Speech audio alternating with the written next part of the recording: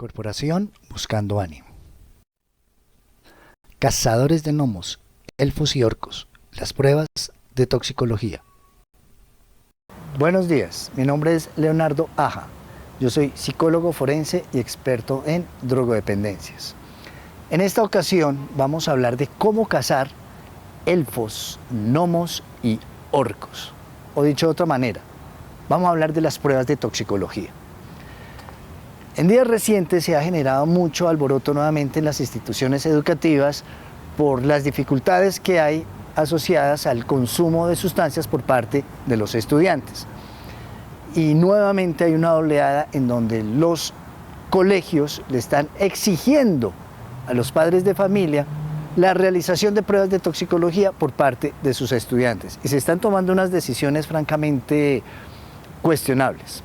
El objetivo de este video es que estudiantes, padres, directivos tengan claro qué son las pruebas de toxicología, qué sí se puede hacer y qué no se puede hacer, amparados en nuestro marco jurídico aquí en Colombia.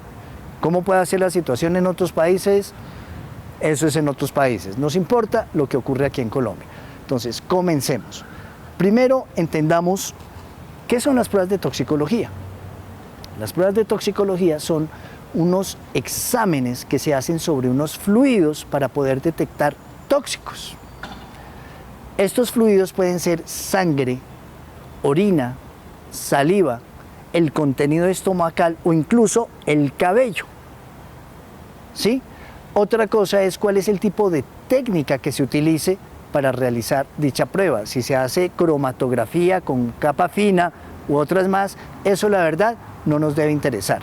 Entonces lo que nos interesa es que hay un mecanismo tecnológico que se emplea para poder detectar rastros o presencia de unos tóxicos o de unas sustancias muy específicas. Bueno, esas son las pruebas de toxicología.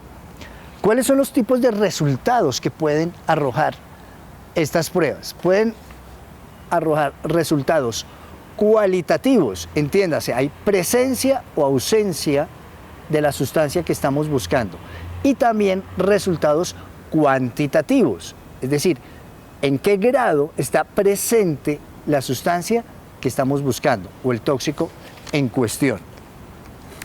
¿Qué tan sensibles son estas pruebas, específicamente las pruebas de orina? Y de aquí en adelante todo lo vamos a hablar pensando en las pruebas de orina. ¿Qué tan sensibles son? Pues la verdad, la sensibilidad de la prueba, más allá de cuál sea la tecnología que se emplee, está sujeta a qué tanta presencia hay del tóxico en la muestra que estamos tomando. Y esto está sujeto y condicionado al tiempo que haya transcurrido desde que la persona hizo la última ingesta de sustancias hasta el momento en que se realiza la prueba. Entonces, como estándar general, se acepta que el resultado de una prueba nos arrojará aquello que la persona pudo haber consumido en las últimas 24 a 48 horas. El tiempo de vida de una sustancia varía de un individuo a otro y de una sustancia a otra. Entonces, por ejemplo, el alcohol es detectable en orina entre 3 y 10 horas después del último consumo. O barbitúricos se pueden detectar hasta 6 semanas después. Sustancias como la marihuana, en algunos casos se puede detectar hasta 1 semana después del último consumo si es un usuario recurrente y asiduo de la sustancia. La cocaína o la heroína se pueden detectar a 1, máximo 2 días después del último consumo. Entonces fíjense que esto es muy relativo a la sustancia. Pero entonces se acepta como protocolo que el resultado nos indicará cuál pudo haber sido el consumo en las últimas 24 a 48 horas. Y aquí es donde empezamos a precisar y afinar un poco las cosas. Un resultado positivo no me permite afirmar que la persona en cuestión es una persona que tiene severos problemas asociados al consumo de sustancias. Lo único que yo puedo afirmar es, hubo presencia de la sustancia en las últimas 24 horas o 48 horas. Nada más. O lo contrario, un resultado negativo no significa esta persona no es un consumidor de sustancias.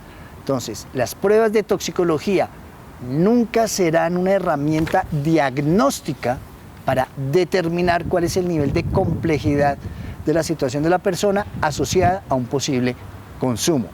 Como también el resultado positivo o negativo nada me dice sobre el involucramiento de la persona en actividades delictivas, concretamente, si es o no un expendedor de sustancias. No tiene nada que ver en cuanto a la prueba que resulte positiva con el hecho de que el joven expenda sustancias.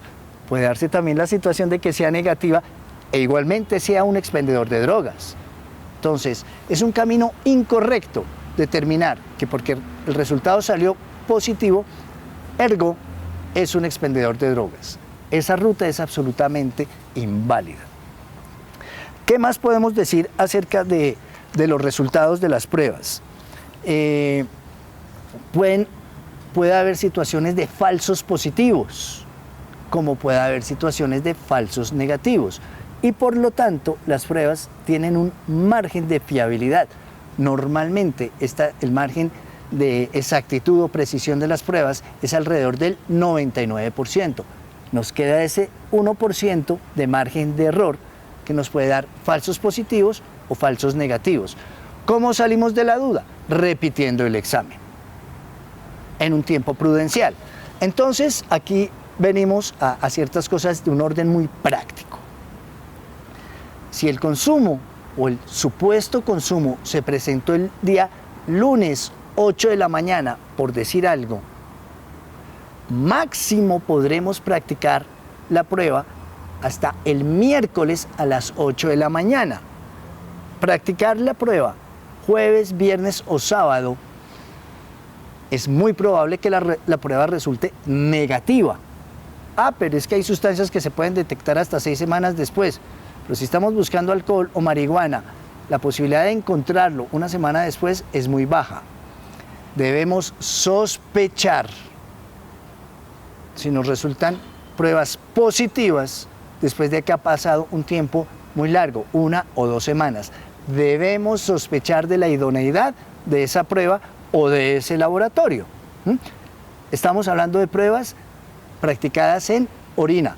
Otra cosa es una prueba practicada en cabello. La prueba en cabello sí puede tener un espectro muchísimo más amplio. El problema, o hay dos problemas. Uno, no todos los laboratorios disponen de la tecnología para realizar la prueba de cabello. Y dos, suele ser una prueba muy costosa, precisamente porque es una tecnología demasiado sofisticada. Entonces, poder echar mano a una prueba de cabello para saber si un joven consumió o no consumió, me parece algo un poco exagerado. Entendamos un poco en qué contextos se suelen utilizar las pruebas de toxicología. Un primer contexto es una intervención médica. Imaginemos una sala de urgencias, llega una persona inconsciente, no nos puede dar razón de qué le pudo haber sucedido, ni las personas que lo llevaron. Entonces, el médico ordenará una prueba de sangre para detectar tóxicos. ¿Quién me dice que este personaje no está intoxicado con escopolamina? Entonces, en las salas de urgencias, las pruebas de toxicología o en los ámbitos hospitalarios, las pruebas de toxicología son de uso recurrente. ¿Qué otro uso se le da a las pruebas de toxicología? En los centros de rehabilitación de personas con dificultades de consumo en ámbitos ambulatorios. Yo necesito saber si la persona entre que va y viene a su residencia en el intercurso de las terapias ha consumido o no. Yo le puedo preguntar, ¿consumiste? Me dice, no, yo no he consumido. Verifiquémoslo y se hace una prueba de toxicología. Entonces, en los ámbitos terapéuticos, el uso de pruebas de toxicología es algo de uso frecuente. En el trabajo forense y en la investigación criminalística, las pruebas de toxicología también se usan con mucha regularidad, tanto en vivos como en fallecidos. Se hacen pruebas de toxicología en cadáveres para detectar la presencia y de pronto poder explicar si fue un accidente, una situación de suicidio u homicidio. Entonces, en la investigación criminalística y en el ámbito forense también se usan pruebas de toxicología. En ciertos escenarios laborales, sobre todo si la persona tiene una ocupación que implica el cuidado de otras personas, entiéndase, pilotos de aeronaves, es regla en Colombia y en muchos otros países que los pilotos se tienen que someter regularmente a pruebas de toxicología. Llevan en sus manos la responsabilidad de 100, 200, 300 personas cuando van en un avión. También en aquellos oficios que implica el uso de armas de fuego, también se suele utilizar la evaluación a partir de pruebas de toxicología. Y las leyes así lo permiten. Y precisemos eso, que eso es una invasión de la privacidad, de pronto. Pero nuestra Constitución dice muy claramente, prevalecerá el bien común sobre el bien privado o el bien individual. Mi privacidad termina en el momento en que yo entro a trabajar. Y si mi vida privada está penetrando en mi ámbito laboral, yo tengo que hacer algo al respecto. Entonces, por eso es que la ley ampara y respalda que se usen este tipo de pruebas en ciertos ámbitos laborales. Las pruebas antidoping en los escenarios deportivos. Una prueba antidoping no es otra cosa que una prueba de toxicología, simplemente para mirar si el rendimiento de este atleta se debe a sus méritos, esfuerzos y talentos o a que ha tenido algún tipo de ayuda química que le permite rendir mejor. Es un tema de ética de la competencia o de las justas deportivas. Esos son los ámbitos más regulares y más comunes en los cuales se emplea la prueba de toxicología. Ahora bien, ¿se justifica la utilización de pruebas de toxicología en ámbitos escolares? Claramente no. Primero, un colegio no puede exigirle este tipo de pruebas a un padre de familia. El padre por su cuenta, si bien lo dispone y quiere hacerlo, puede hacerle pruebas a su hijo que es menor de edad. Pero esto es una decisión de los padres, no del colegio.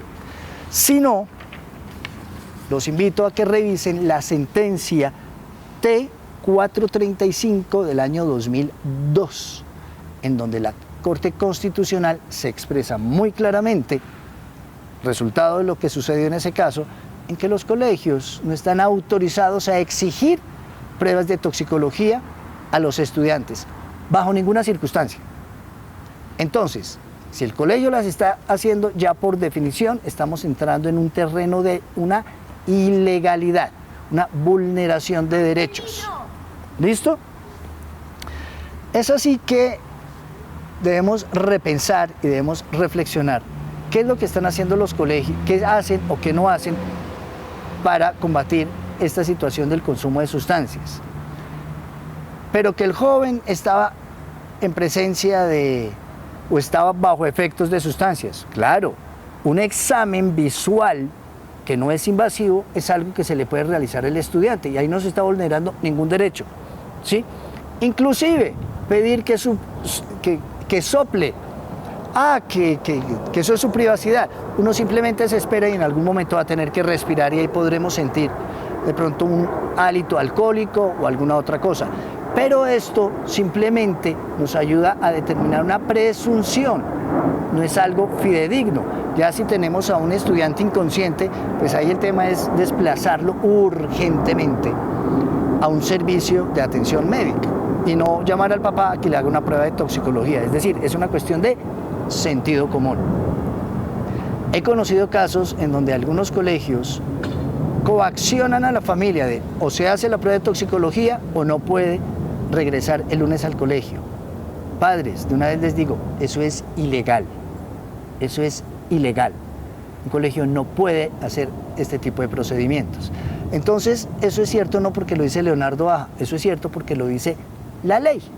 Entonces, si se justifica o no el uso de pruebas de toxicología en ámbitos escolares, personalmente pensaría que no. Y no solamente personalmente, sino dado el mal manejo, el mal uso que se ha dado de ellas y que se ha prestado más para abusos, yo sugeriría no nos fuéramos por esa vía. Hay otras vías mucho más exactas para poder determinar si un chico es usuario de sustancias psicoactivas. Y esos indicadores son más de carácter comportamental. Entonces, ya para cerrar la idea, y quiero ser muy enfático en esto, un resultado de una prueba de toxicología no es evidencia suficiente para afirmar que este chico está seriamente comprometido en el consumo de sustancias. Pero igualmente, el resultado negativo tampoco me permite afirmar que este joven está limpio de drogas. La prueba de toxicología lo único que me permite afirmar es, en las últimas 24-48 horas, este individuo estuvo o no estuvo expuesto a una sustancia determinada, no más. Una prueba de toxicología no puede funcionar como una herramienta diagnóstica, que eso quede muy claro, porque incluso a veces se toman decisiones de si se le presta o no el servicio de atención en consumo de sustancias sujeto a una prueba de toxicología. Yo haría la invitación a que el funcionario o los galenos que están tomando ese procedimiento repasaran un poco sus clases de toxicología y farmacología en la universidad, porque claramente están dando un uso inadecuado. Y ese tipo de ignorancia proviniendo de este tipo de personas es algo francamente inadmisible. El mensajito va para las EPS. El que lo entendió, lo entendió. Mis amigos, mis amigas, para mí ha sido un gusto haber compartido este espacio con ustedes. Como digo siempre, no espero que les haya gustado, espero más bien que les haya servido. Hasta una próxima oportunidad. Y por favor, no olvides darle me gusta si te gustó. Hasta luego.